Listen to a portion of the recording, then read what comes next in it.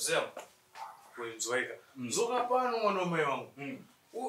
Kuongoza zvekudhakwa. Orutero uyu unenge unaye. She's now yours. She's now yours. Madi. Inzoka mwana. Madi plus. Mhofu yemukono. Eka. Wakapiwa wakadzi munyika yavanjanja. Saka mwana mai wangu. Congratulations. Aiwa tinotenda baba. Unoza kutira matsimba emadzitateguru ako tunjakanaka. Aiwa sure. Ubva kuti esekuru the same thing. Baba ndizvozvo. Ini mukoma wako. I did the same. Saka congratulations. This is your day. Mwari awa kungasaka ndokutaka something for today. Andika. Unotengera mudzimai wedu.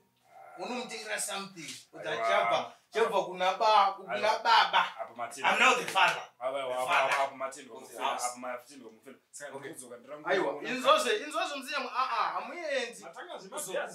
Are you ready? No problem. Are you ready? It's obvious. Iswana muvutozika nekusimba nguva dzemanheru kwete nekuroya.